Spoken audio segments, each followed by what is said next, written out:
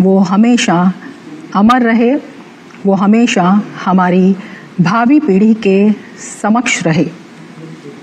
तो उनके उज्जवल प्रेरक व्यक्तित्व को देश के जन सामान्य के जीवन में जागृति जगाने के उद्देश्य से प्रधानमंत्री नरेंद्र मोदी का लखनऊ दौरा अपने आप में बेहद महत्वपूर्ण है। 25 दिसंबर जिसे सुशासन दिवस के रूप में मनाया जाता है और सुशासन दिवस के दिन प्रधानमंत्री का लखनऊ में दौरा और प्रेरणा स्थल पर श्यामा प्रसाद मुखर्जी, दीनदयाल उपाध्याय और अटल बिहारी वाजपेयी की प्रतिमा का अनावरण प्रधानमंत्री मोदी ने किया। और ये जो है राष्ट्र प्रेरणा के लिए इस प्रेरणा स्थल का उद्घाटन अपने आप में बेहद महत्वपूर्ण हो जाता है।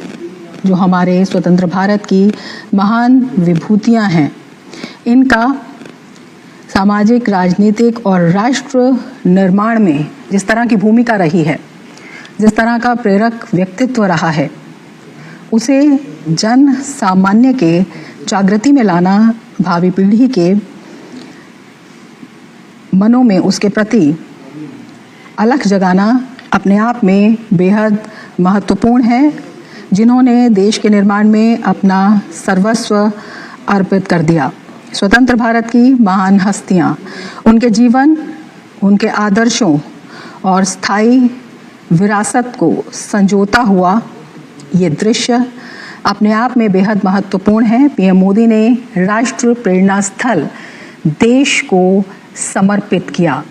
अपने आप में बेहद महत्वपूर्ण ये आयोजन है। पूर्व प्रधानमंत्री अटल बिहारी वाजपेयी की 101वीं जयंती पर प्रधानमंत्री नरेंद्र मोदी का लखनऊ दौरा और प्रेरणा स्थल देश को समर्पण करना, ये अपने आप में बेहद महत्वपूर्ण है। राष्ट्र निर्माण की दिशा में आदर्शों के प्रति जन जागृति की दिशा में और जो हमारे देश के प्रेरक व्यक्तित्व हैं, उनकी प्रेरणा को जन सामान्य में संचारित करने की दिशा में, प्रचारित करने की दिशा में प्रधानमंत्री मोदी ने अटल बिहारी वाजपेयी को समर्पित किया।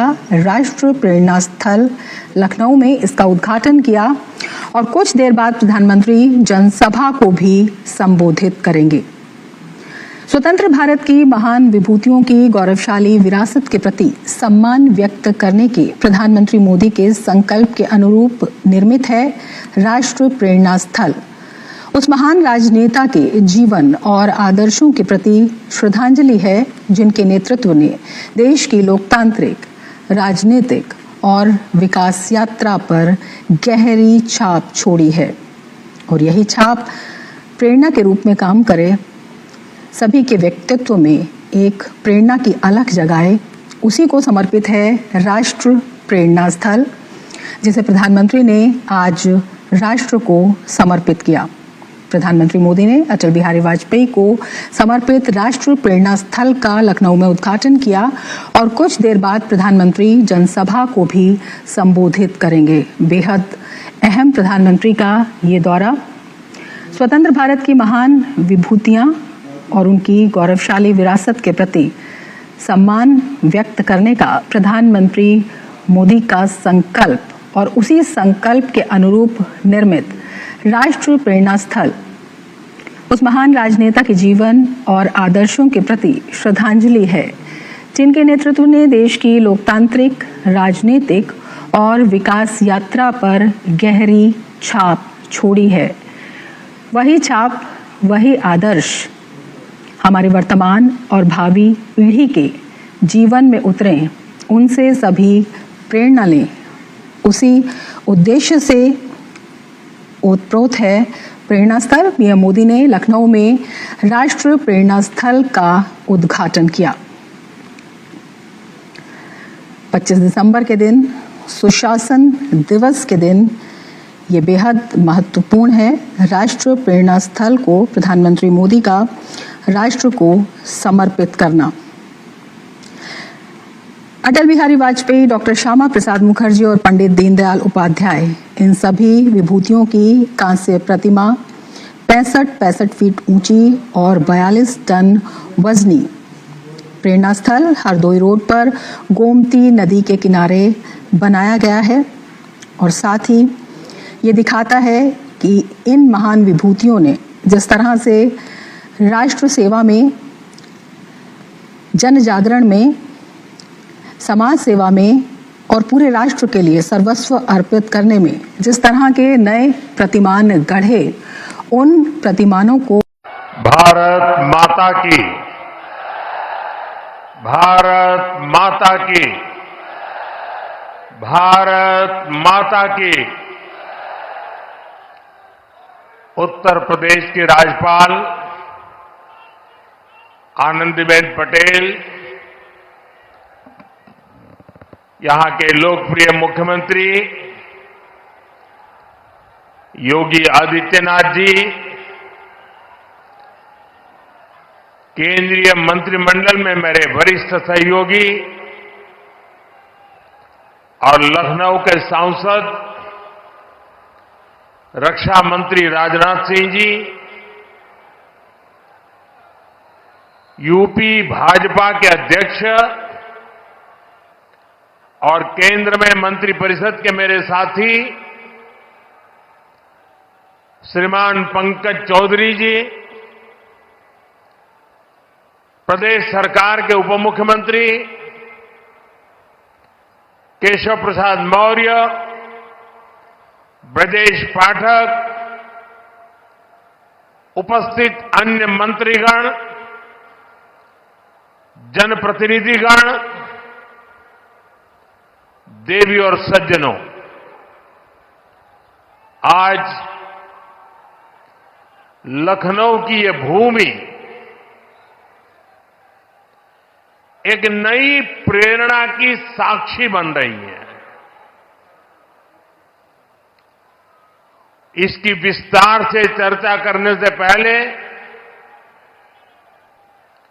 मैं देश और दुनिया को क्रिसमस की शुभकामनाएं देता हूं। भारत में भी करोड़ों ईसाई परिवार आज उत्सव मना रहे हैं। क्रिसमस का ये उत्सव सभी के जीवन में खुशियां लाए, ये हम सभी की कामना है। साथियों, 25 दिसंबर का ये दिन देश की दो महान विभूतियों के जन्म का अद्भुत सुयोग लेकर भी आता है। भारत रत्न अटल बिहारी वाजपेयी जी, भारत रत्न महामना मदन मोहन मालवीय जी, इन दोनों महापुरुषों ने भारत की अस्मिता, एकता और गौरव की रक्षा की और राष्ट्र निर्माण में अपनी अमिट छाप छोड़ी। साथियों, आज 25 दिसंबर को ही महाराजा बिजली पासी जी की भी जन्म जयंती है। लखनऊ का प्रसिद्ध बिजली पासी किला यहां से अधिक दूर नहीं है। महाराजा बिजली पासी ने वीरता, सुशासन और समावेश की जो विरासत छोड़ी, उसको हमारे पासी समाज ने गौरव के साथ आगे बढ़ाया है।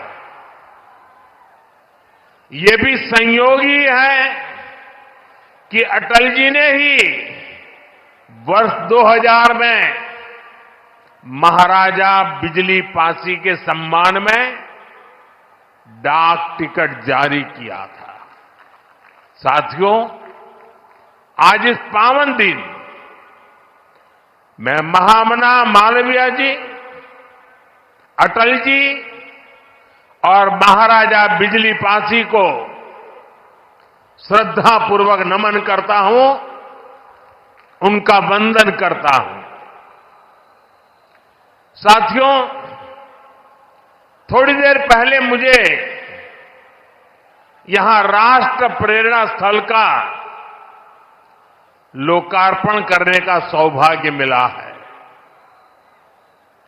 ये राष्ट्र प्रेरणा स्थल उस सोच का प्रतीक है जिसने भारत को आत्मसम्मान, एकता और सेवा का मार्ग दिखाया है। डॉक्टर श्यामा प्रसाद मुखर्जी, पंडित दीनदयाल उपाध्याय जी और अटल बिहारी वाजपेयी जी, इनकी विशाल प्रतिमाएं जितनी ऊंची है, इनसे मिलने वाली प्रेरणाएं उससे भी अधिक बुलंद है। अटल जी ने लिखा था, नीरवता से मुखरित मधुबन, परहित अर्पित अपना तन मन, जीवन को शत शत आहुति में जलना होगा, गलना होगा, कदम मिलाकर चलना होगा। ये राष्ट्र प्रेरणा स्थल हमें संदेश देता है कि हमारा हर कदम, हर पग, हर प्रयास राष्ट्र निर्माण के लिए समर्पित हो। सबका प्रयास ही विकसित भारत के संकल्प को सिद्ध करेगा। मैं लखनऊ को, उत्तर प्रदेश को, पूरे देश को इस आधुनिक प्रेरणा स्थली की बधाई देता हूं। और जैसा अभी बताया गया और वीडियो में भी दिखाया गया कि जिस जमीन पर यह प्रेरणा स्थल बना है, उसकी 30 एकड़ से ज्यादा जमीन पर कई दशकों से कूड़े कचरे का पहाड़ जमा हुआ था। पिछले 3 वर्ष में इसे पूरी तरह खत्म किया गया है। इस प्रोजेक्ट से जुड़े सभी श्रमिकों, कारीगरों, योजनाकारों, योगी जी की और उनकी पूरी टीम को भी मैं बहुत बहुत बधाई देता हूं। साथियों, डॉक्टर श्यामा प्रसाद मुखर्जी ने देश को दिशा देने में निर्णायक भूमिका निभाई है। ये डॉक्टर मुखर्जी ही थे जिन्होंने भारत में 2 विधान, 2 निशान और 2 प्रधान के विधान को खारिज कर दिया था। आजादी के बाद भी जम्मू कश्मीर में ये व्यवस्था भारत की अखंडता के लिए बहुत बड़ी चुनौती थी। भाजपा को गर्व है कि हमारी सरकार को आर्टिकल 370 की दीवार गिराने का अवसर मिला। आज भारत का संविधान जम्मू कश्मीर में भी पूरी तरह लागू है। साथियों, स्वतंत्र भारत के पहले उद्योग मंत्री के रूप में डॉक्टर मुखर्जी ने भारत में आर्थिक आत्मनिर्भरता की नींव रखी थी। उन्होंने देश को पहली औद्योगिक नीति दी थी। यानी भारत में औद्योगिकरण की बुनियाद रखी थी। आज आत्मनिर्भरता के उसी मंत्र को हम नई बुलंदी दे रहे हैं। मेड इन इंडिया सामान आज दुनिया भर में पहुंच रहा है। यहां यूपी में ही देखिए, एक तरफ एक जनपद एक उत्पाद का इतना बड़ा अभियान चल रहा है। छोटे छोटे उद्योगों, छोटी छोटी इकाइयों का सामर्थ्य बढ़ रहा है। दूसरी तरफ यूपी में बहुत बड़ा डिफेंस कॉरिडोर बन रहा है। ऑपरेशन सिंदूर में दुनिया ने जिस ब्रह्मोस मिसाइल का जलवा देखा, वो अब लखनऊ में बन रही है। वो दिन दूर नहीं जब यूपी का डिफेंस कॉरिडोर दुनिया भर में डिफेंस मैन्युफैक्चरिंग के लिए जाना जाएगा। साथियों, दशकों पहले पंडित दीनदयाल उपाध्याय जी ने अंत्योदय का एक सपना देखा था। वे मानते थे कि भारत की प्रगति का पैमाना अंतिम पंक्ति में खड़े अंतिम व्यक्ति के चेहरे की मुस्कान से मापा जाएगा।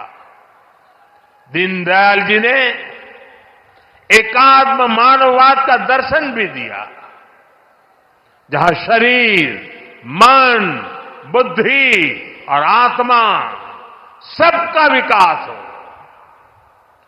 दीनदयाल जी के सपने को मोदी ने अपना संकल्प बनाया है। हमने अंत्योदय को सैचुरेशन यानी संतुष्टिकरण का नया विस्तार दिया है। सैचुरेशन यानी हर जरूरतमंद, हर लाभार्थी को सरकार की कल्याणकारी योजनाओं के दायरे में लाने का प्रयास। जब सैचुरेशन की भावना होती है तो भेदभाव नहीं होता, और यही तो सुशासन है, यही सच्चा सामाजिक न्याय है, यही सच्चा सेकुलरिज्म है।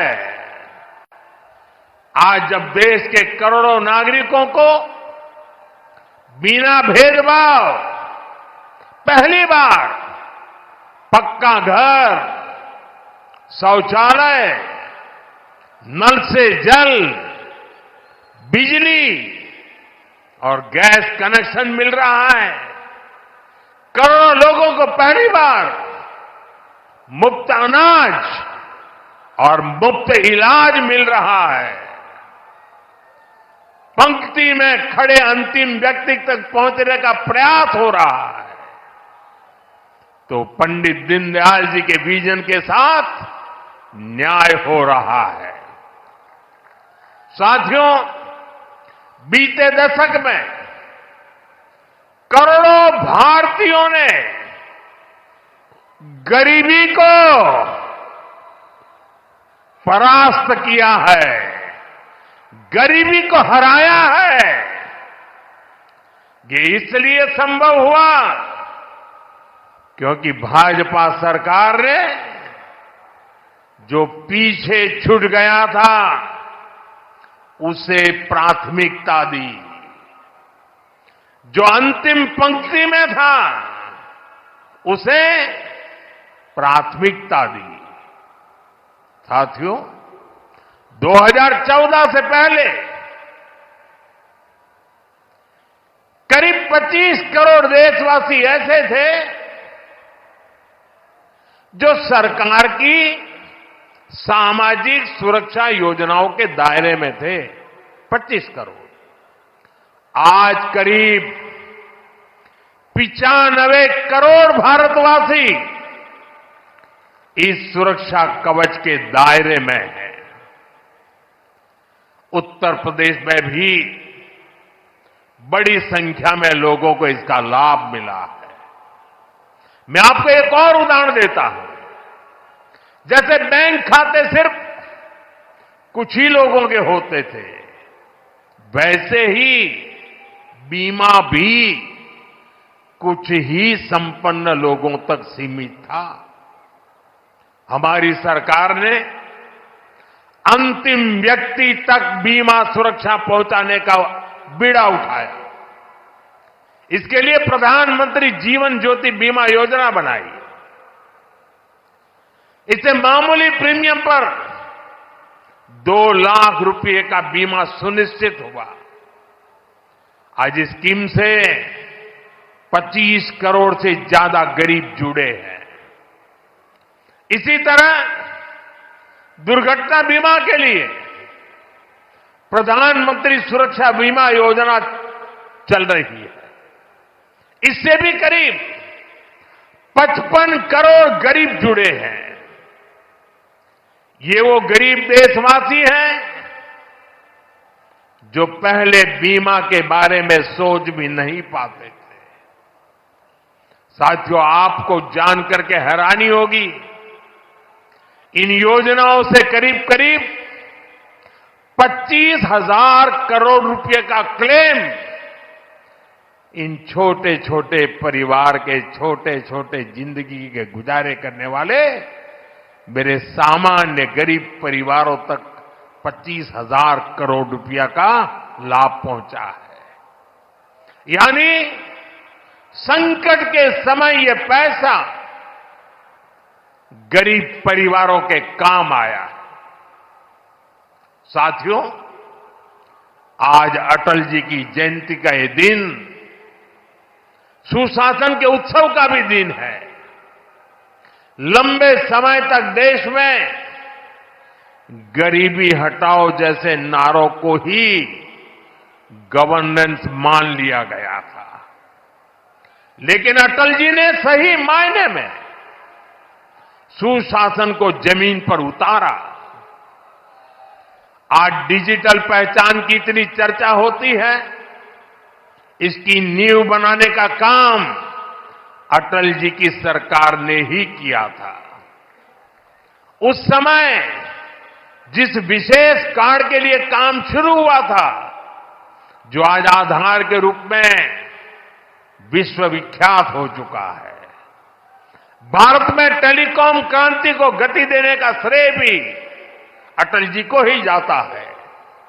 उनकी सरकार ने जो टेलीकॉम नीति बनाई, उससे घर घर तक फोन और इंटरनेट पहुंचना आसान हुआ और आज भारत दुनिया में सबसे अधिक मोबाइल और इंटरनेट यूजर वाले देशों में से एक है। साथियों, आज अटल जी जहां होंगे, इस बात से प्रसन्न होंगे कि बीते 11 वर्षों में भारत दुनिया का दूसरा बड़ा मोबाइल फोन निर्माता बन गया है।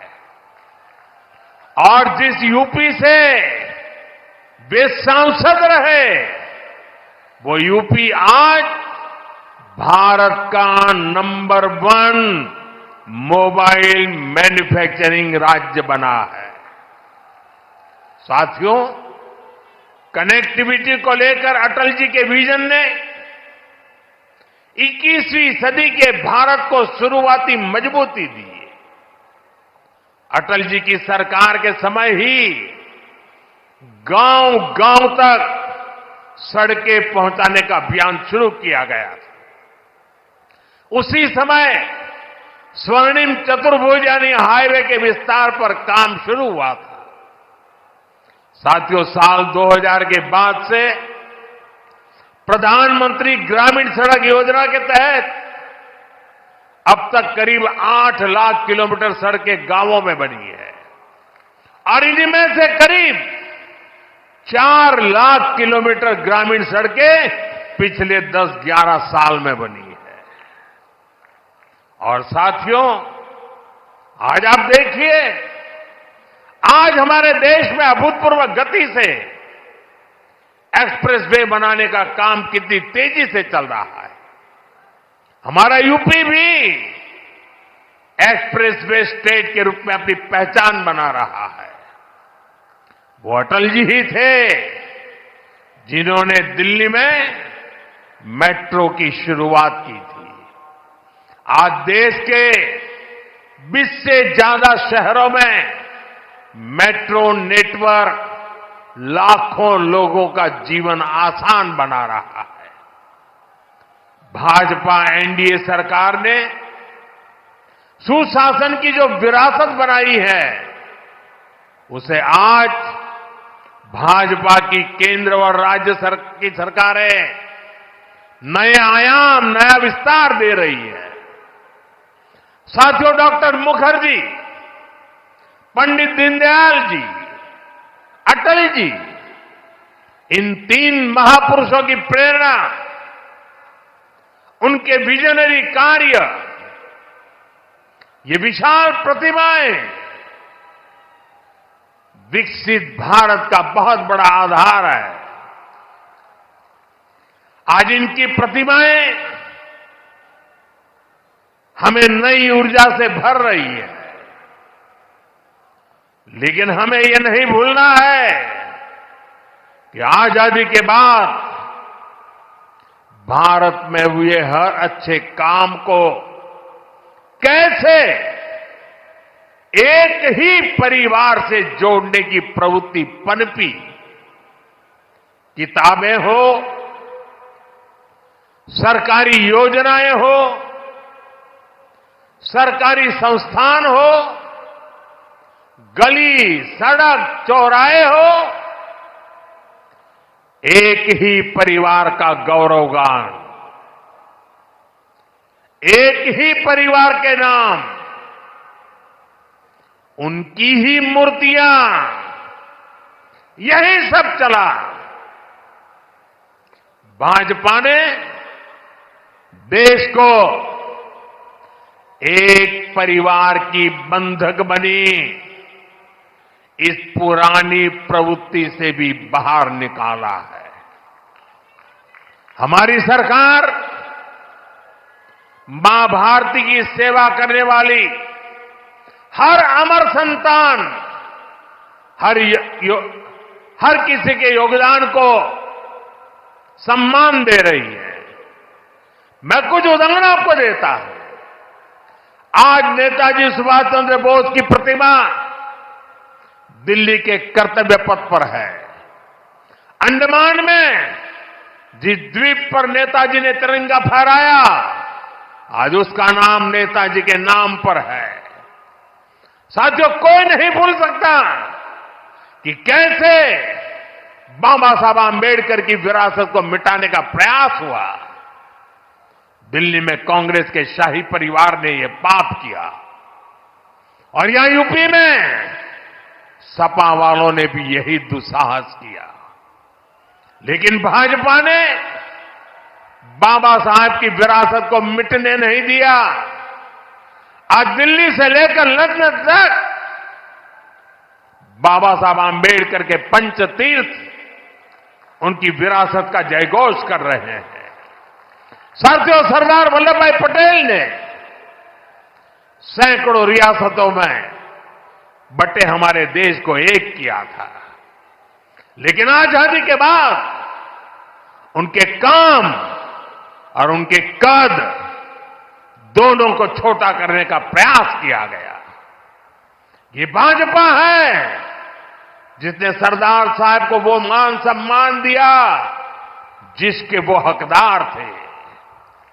भाजपा ने ही सरदार पटेल की विश्व की सबसे ऊंची प्रतिमा बनाई, एकता नगर के रूप में एक प्रेरणा स्थली का निर्माण किया।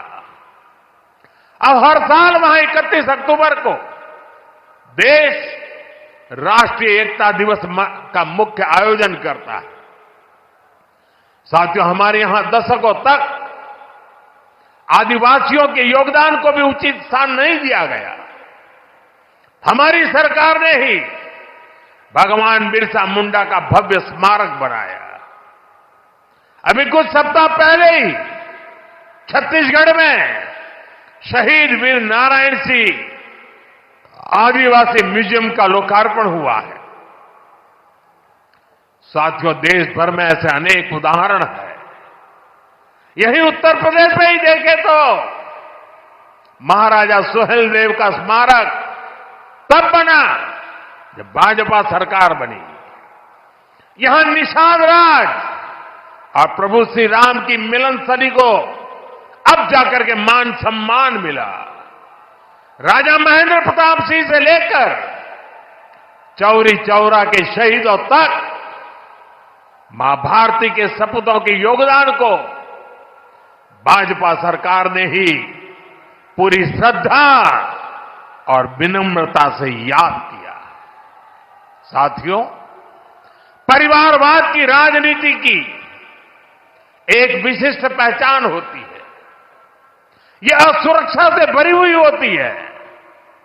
इसलिए परिवारवादियों के लिए दूसरों की लकीर छोटी करना मजबूरी हो जाता है, ताकि उनके परिवार का कद बड़ा दिखे और उनकी दुकान चलती रहे। इसी सोच ने भारत में राजनीतिक छुआछूत का चलन शुरू किया। आप सोचिए, आजाद भारत में अनेक प्रधानमंत्री हुए, लेकिन राजधानी दिल्ली में जो म्यूजियम था उसमें अनेक पूर्व प्रधानमंत्रियों को नजरअंदाज किया गया। इस स्थिति को भी भाजपा ने, एनडीए ने ही बदला है।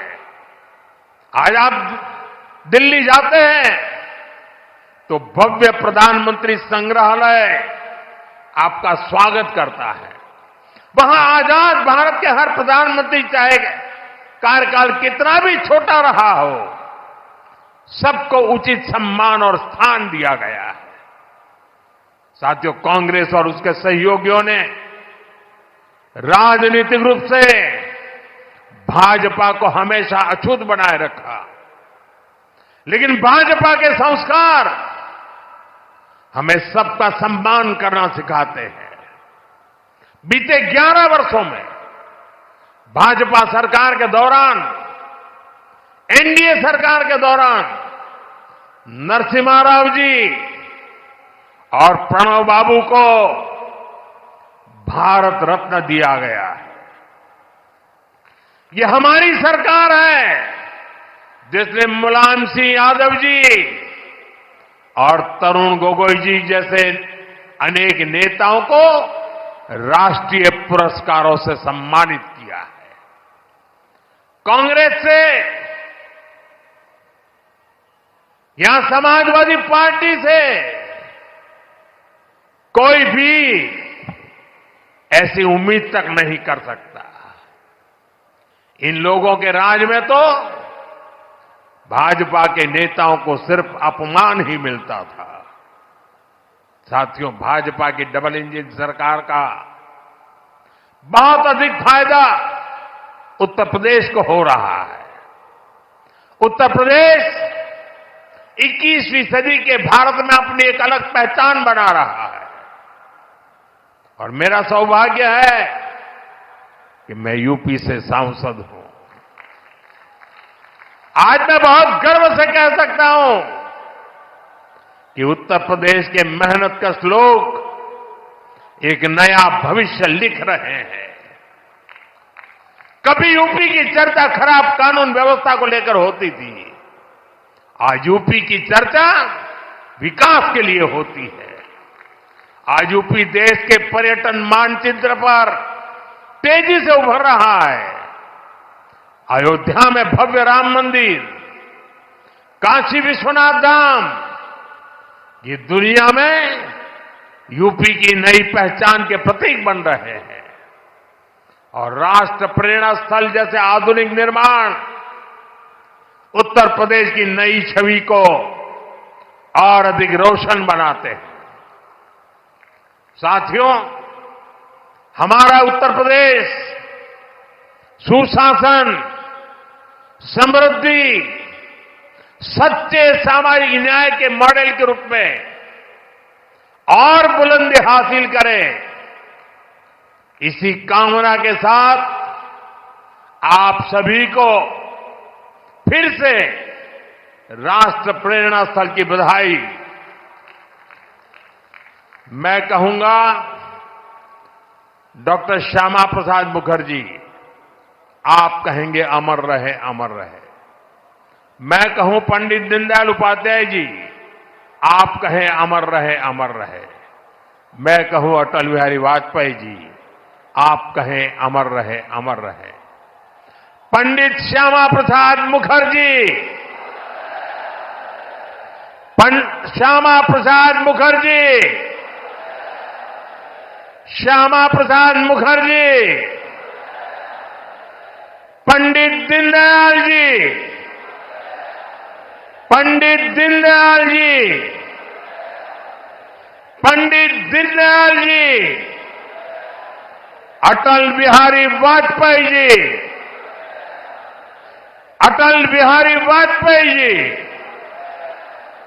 अटल बिहारी वाजपेयी जी, भारत माता की वंदे वंदे। बहुत बहुत धन्यवाद।